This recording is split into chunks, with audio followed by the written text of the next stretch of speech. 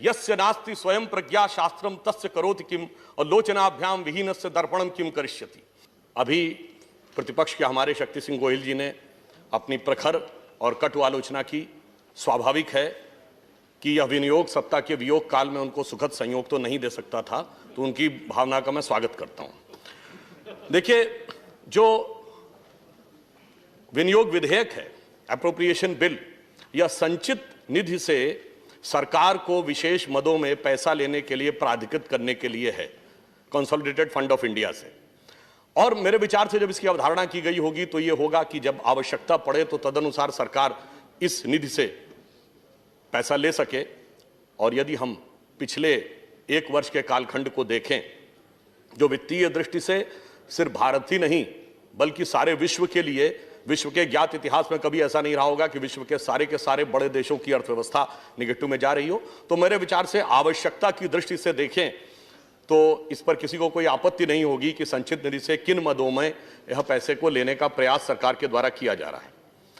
और अगर हम ये देखें कि जो द्वितीय पूरक मांगे थी, सेकंड सप्लीमेंट्री में, मैं ज्यादा विस्तार में नहीं जाते हुए केवल यह बताने का प्रयास करूंगा कि इस कालखंड में कौन सी ऐसी चीजें थीं जिनके के लिए सरकार ने इनको इस मद में रखने का प्रयास किया। When rupees 3 lakh crore to FCI and other additional allocation of food grains under PMKY and Atmanirbhar Bharat and free supply for grain and pulses to 80 crore people for 8 months। मेरे विचार से इसमें किसी को कोई आपत्ति नहीं होनी चाहिए। 65,411 करोड़ रुपए डिपार्टमेंट ऑफ फर्टिलाइजर को दिया गया आत्मनिर्भर भारत के अंतर्गत। 20,000 करोड़ रुपए का capital section ministry of defence को दिया गया भारत के अंदर मेक इन डिफेंस को मजबूत करने के लिए। 1,29,233 करोड़ रुपए राज्यों के जीएसटी के भुगतान के लिए और 26,000 करोड़ रुपए मनरेगा के लिए, जो खासकर यह समय जब माइग्रेंट लेबर्स की समस्या सभी राज्यों ने और पूरे देश ने देखी है, तो मुझे लगता है कि यह बहुत ही युक्त संगत प्रतीत होता है और सरकार का यह निर्णय एकदम सही है। हाँ, यह जरूर कहना चाहूंगा, बजट को गए हुए लगभग 6-7 सप्ताह बीत चुके हैं। बजट के कई प्रावधानों को लेकर हमारे विपक्षी मित्रों ने कई आलोचना की, परंतु मैं ये बताना चाहता हूं, आप सबको ध्यान है कि थर्ड क्वार्टर की जो आंकड़े आए हैं 2020 और 21 में, पहली बार पॉजिटिव ग्रोथ रेट आई है। 0.4% ही सही, परंतु सकारात्मक आई है। और इस सकारात्मक को देखने के लिए हमें यह समझना होगा कि कौन से सेक्टर्स पे पॉजिटिव आया है। ऐसा नहीं कि कोई एक आध जगह पे हुई है, लगभग cutting across the various sections सब जगह positive growth rate third quarter में आई है। Sectors witnessing the positive growth during the third quarter of 2021 over 2019-20 are agriculture, forestry and fisheries around 3.9%, manufacturing 1.6%, electricity, gas, water supply and other utility services and construction 6.2%, financial and real estates, professional services 6.6%। ये सरकार की तरफ से आधिकारिक आंकड़े दिए गए हैं।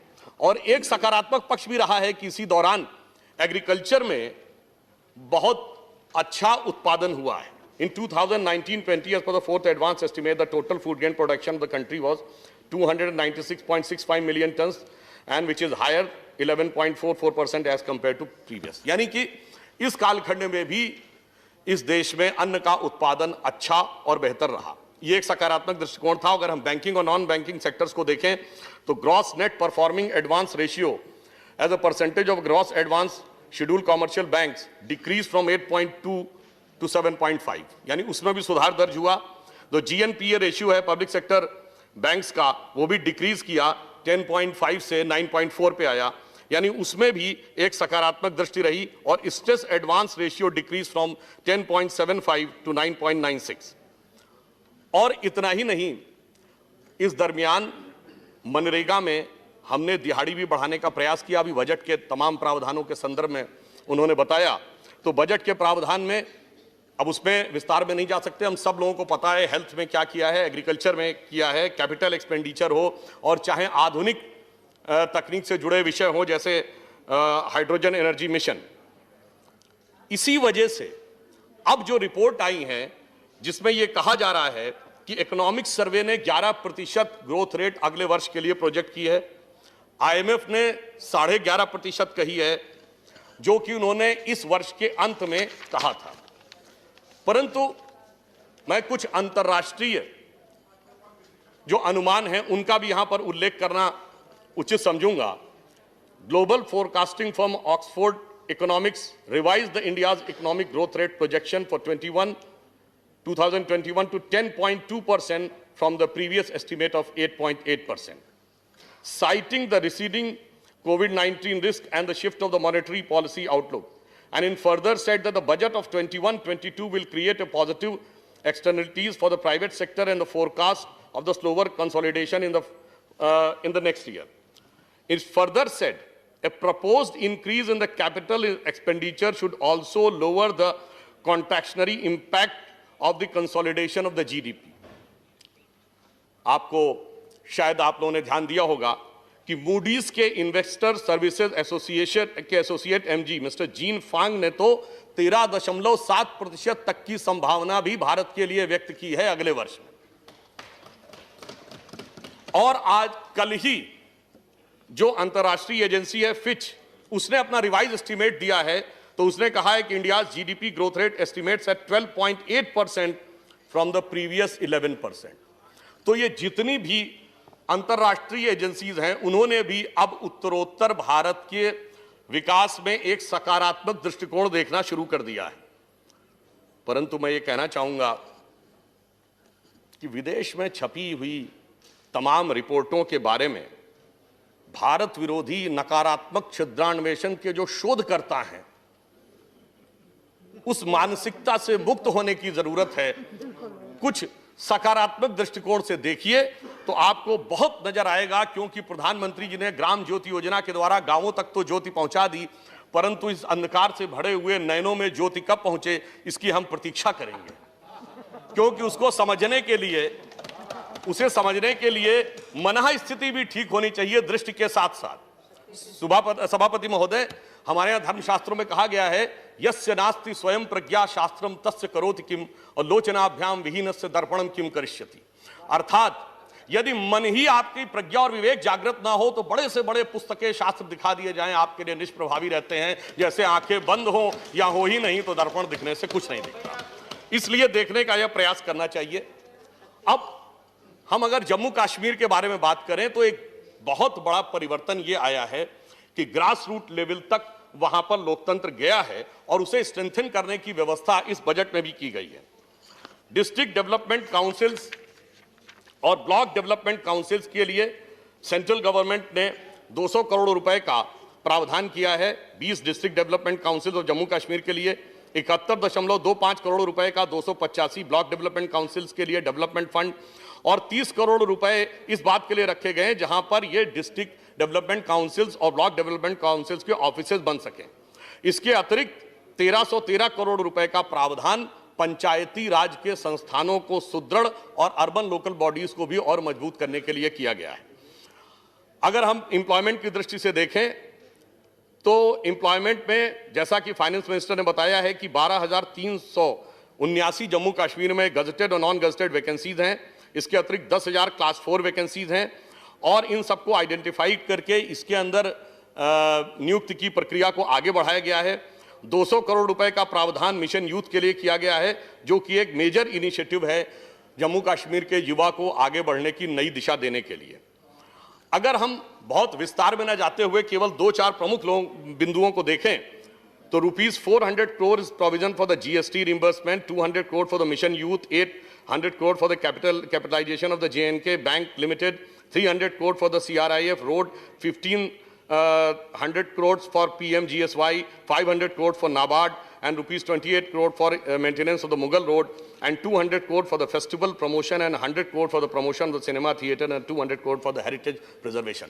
अर्थात कोई भी ऐसा कश्मीर के जीवन से जुड़ा हुआ भाग नहीं है, पहलू जिसे इसमें छूने का प्रयास नहीं किया गया हो। और इसी के साथ साथ special attention shall be given to the smooth conduct of Sri Amarnath Yatra commencing in the June-July of this year। क्योंकि जब हम कश्मीरियत की बात करते हैं तो निश्चित रूप से अमरनाथ यात्रा से बड़ा कश्मीरियत का कोई प्रतीक नहीं है। और इसके साथ साथ एग्रीकल्चर में अगर हम देखें तो 4th रिवाइज एस्टीमेट में इसके अतिरिक्त जम्मू कश्मीर में हाँ एक बिंदु और ध्यान आता है, जब हमने इतने प्रकार के टूरिज्म के, इतने प्रकार के लोकल बॉडीज के और हर प्रकार के जो प्रयास किए हैं, परंतु फिर भी कुछ ऐसी चीजें हैं जो जब वहां का उल्लेख आता है, पहली बार जमीन के ऊपर लोगों को यहां से पहुंचा हुआ पैसा प्राप्त हो रहा है। अन्यथा इससे पहले बहुत प्रकार की बातें आती थी, उनके मैं विस्तार में, उसके मैं डिटेल में नहीं जाना चाहता। मैं ये जरूर कहना चाहूंगा कि कश्मीर में माइग्रेंट्स के लिए भी हमारी सरकार ने एक महत्वपूर्ण कदम उठाया है। 6000 पदों का सृजन किया है और 3841 उसमें से भरे जा चुके हैं। अर्थात जो हमारे कश्मीरी विस्थापित हैं उनको पुनर्स्थापना की दृष्टि से भी इस बजट में एक प्रावधान करने का प्रयास किया गया है। तो इसलिए चाहे लोन हो, कैश असिस्टेंट हो, फ्री राशन हो, अनेक प्रकार के पैकेजेस देकर कश्मीर की आर्थिक स्थिति को बेहतर करने का प्रयास किया गया है। परंतु सभापति जी, अभी शक्ति सिंह गोयल जी ने अलेक्जेंडर का उल्लेख कर दिया तो मुझे कश्मीर के संदर्भ में कुछ बात याद आ गई।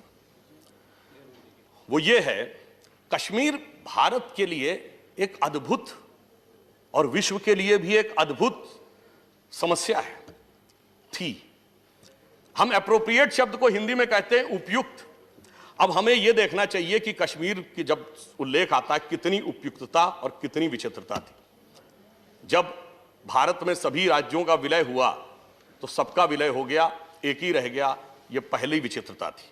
यहां तक कि जूनागढ़ और हैदराबाद सभी सॉल्व हो गए, गोवा भी सॉल्व हो गया, एक बचा रह गया, यह पहली व्यवस्था थी। और अब जो उन्होंने कहा था सिकंदर, संयोग से हम सभी पढ़ते हैं अलेक्जेंडर के बारे में, पर बहुत कम लोगों को इस बारे में ध्यान होता है कि भारत का भी एक राजा था जिसको अलेक्जेंडर ऑफ इंडिया कहा जाता था, और वो था कश्मीर का राजा ललितादित्य मुक्तापीठ, जिसने कि आज के ईरान, आज के चाइना के बड़े हिस्सा, कैस्पियन सी, सेंट्रल एशिया और यह तक कहा जाता है कि कैस्पियन सी तक उसका राज्य था। मगर अफसोस, दूसरी विचित्रता क्या थी, स्वतंत्र होते ही वो भूमि जहां से अलेक्जेंडर ऑफ इंडिया निकला था, उस भूमि का हिस्सा, टेरिटरी चली गई दूसरों के हाथ में। दूसरी विचित्रता थी। तीसरी विचित्रता थी कि दुनिया में कहीं भी आपने युद्ध देखा होगा तो जो सेना जीत रही हो, जो देश ताकतवर हो, वो युद्ध विराम नहीं करता। यहां हम बड़े थे, हम जीत रहे थे, 48 घंटे की और बात थी, हमने युद्ध विराम कर दिया। अगली विचित्रता थी कि दुनिया में कहीं भी आपने देखा होगा युद्ध के दौरान वही देश संयुक्त राष्ट्र संघ में जाता है जो कमजोर पड़ रहा हो। यहां हम मजबूत थे, हम संयुक्त राष्ट्र संघ में चले गए। और यह भी ध्यान रखने की बात है, संयुक्त राष्ट्र संघ 3 वर्ष का था, हमने उसकी अथॉरिटी बढ़ाई, हमने उसकी लेजिटिमेसी बढ़ाई। उस जमाने में 2-2.5 वर्ष पुराना था, अक्टूबर 1945 में संयुक्त राष्ट्र संघ का गठन हुआ था। इसलिए मैं अब एक और बात कहना चाहता हूं, हमारे विरोधी पक्ष वालों को शायद उचित लगे पर उन्हें याद दिलाना बहुत जरूरी है। कश्मीर भारत का एकमात्र राज्य था जो सेकुलर नहीं था। क्यों? जब 42वां संविधान संशोधन भारत में पारित हुआ, किन परिस्थितियों में पारित हुआ वो एक अलग बात है, परंतु चूंकि कश्मीर को एक आड़ थी कि जब तक वहां का विधानसभा किसी भी संविधान संशोधन को एडॉप्ट नहीं करेगी तब तक वह अंगीकृत नहीं होगा, इसलिए वो अंगीकृत हुआ ही नहीं। वह अंगीकृत हुआ 5 अगस्त 2019 को कश्मीर सेकुलर बना। यानी बड़ी मजेदार बात है, जो राज्य संवैधानिक दृष्टि से सेकुलर नहीं था वही सेकुलरिज्म का प्रतीक था। और यहां एक और बात थी, घाटी में 97% लोग अल्पसंख्यक थे और 2% लोग बहुसंख्यक थे। इसलिए मैं कह रहा हूं विचित्रताओं से भरा हुआ था और उस सारी विचित्रताओं का निवारण हमारी सरकार ने किया है। और एक और बिंदु कहना चाहता हूं, भारत में जितने भी राज्य हैं, एक ही राज्य ऐसा है जिसका वही नाम चला आ रहा है जो प्राचीन काल से, वो है कश्मीर। नीलमत पुराण में कश्मीर लिखा है और कल्याण की राजतरंगी में कश्मीर लिखा। बाकी सभी राज्यों के पुराने नाम कुछ और थे, आज कुछ और बदल गए। तो मतलब भारत की प्राचीन शाश्वत संस्कृति का भी प्रतीक था। और मैं एक और ईमानदारी से कहता हूं, हम ये भी कहते हैं कि कश्मीर तो सूफी परंपरा का भी अंग था। तो मैं पूछना चाहता हूं, जो लोग ये कहते हैं कि कश्मीर में पहले ऐसा था आज ऐसा हो गया, तो जो कुछ कश्मीर में हुआ 60-70 सालों में, सूफियों के 4 बड़े सिलसिले हैं, सोहरावर्दी, चिश्ती, नक्शबंदी और कादरी। आज चारों के मरकज कहां है कश्मीर में? कहीं नहीं, खत्म हो गया सब कुछ। तो सब प्रकार की संस्कृति खत्म हुई थी और हम सब प्रकार की संस्कृति को आगे स्थापित करने का प्रयास कर रहे हैं। और अभी देखिए कि उल्लेख उन्होंने किया था कि पंडित नेहरू जी ने एक संकल्प किया था, तो मुझे याद आता है अटल जी ने एक पंक्ति लिखी थी कि गिलगित से गारो पर्वत तक आजादी अभी अधूरी है, सपने सच होने बाकी हैं, रावी की शपथ न पूरी है। ये रावी की शपथ क्या थी? ये 26 जनवरी 1930 को लाहौर कांग्रेस अधिवेशन जो रावी के तट पर हुआ, जिसमें पूर्ण स्वराज्य का प्रस्ताव पारित हुआ था और उसकी अध्यक्षता पंडित नेहरू ने की थी। शपथ उनकी थी, अधूरी रह गई थी, अटल जी के हृदय में पीड़ा थी और मोदी जी ने वो शपथ पूरी करके दिखा दी। तो इसलिए मैं उनको साधुवाद देते हुए कहूंगा कि दर्द की रात गई, गम के जमाने भी गए और मोदी जी की हिम्मत से कई दाग पुराने भी गए। अब मैं ये कहना चाहता हूं, अधिक विस्तार में न जाते हुए, अब देखिए अभी इन्होंने एक और उल्लेख किया था शक्ति सिंह जी ने। मैं इसके में जो और रोड के लिए कितना किया है, हमने कंस्ट्रक्शन के लिए कितना किया है, मेडिकल एजुकेशन के लिए 1456 करोड़ रुपए किया है, एग्रीकल्चर और हॉर्टिकल्चर के लिए 2008 करोड़ किया है। परंतु उन्होंने एक बड़ी अच्छी बात कही, कभी कभी बरबस सच्चाई मुंह से निकल जाती है। उन्होंने कहा कभी कभी बेटा लायक ना हो तो पिता की सारी विरासत को नष्ट कर देता है।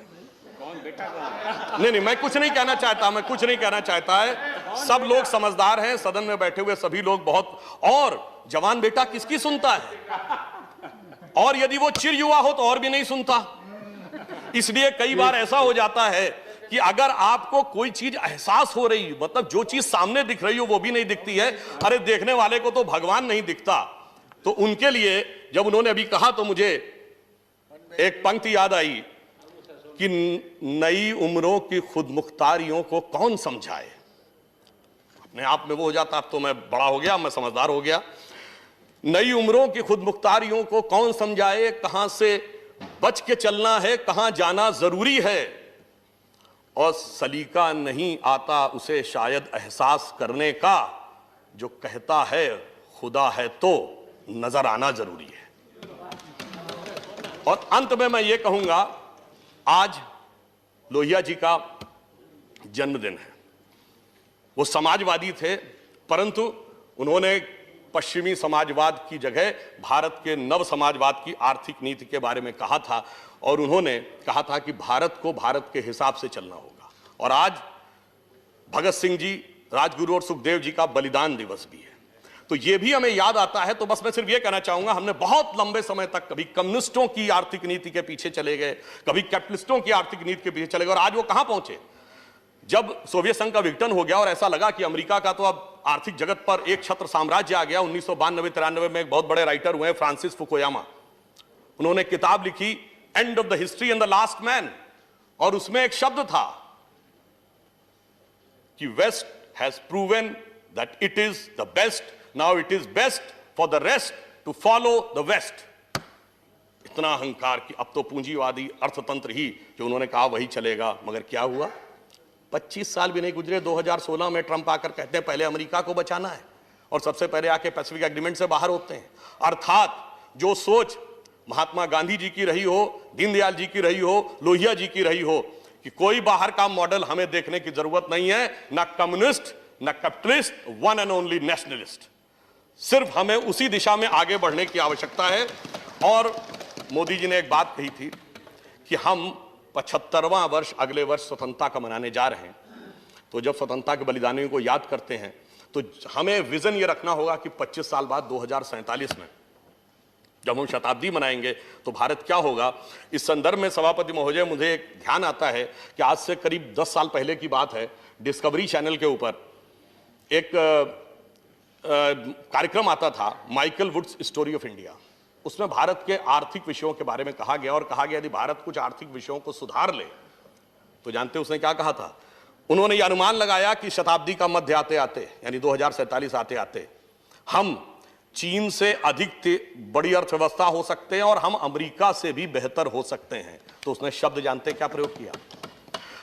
That if India goes in a right direction by the mid of this century, India can be the biggest and the richest nation on earth. इतना नहीं, the place at which it remained for most of the time in the history. यानी हम सबसे बड़े और संपन्न राष्ट्र, मगर जो हम हमेशा ही रहे थे। इसलिए जो कुछ उन्होंने कहा है, जो कुछ हमारे बलिदानियों के मन का भाव था, जो कुछ हमारे आर्थिक दृष्टिकोण के देताओं के मन का वाक्य था, वो सब पूरा होगा। अब मोदी जी ने सब कुछ राइट डायरेक्शन में कर दिया है, and the politics is also going in right direction. तो सिर्फ यह पंक्ति कहकर बात समाप्त करता हूं कि जो कुछ हमने वैदिक काल से आज तक सोचा था, भारत उसी अनुसार आगे बढ़ेगा। फल फूल से लदी हो औषध अमोघ सारी, हो योग क्षेमकारी, स्वाधीनता हमारी सुरक्षा और समृद्धि कारक हमारी स्वाधीनता होगी। यह कहते हुए मैं समर्थन करता हूं। धन्यवाद।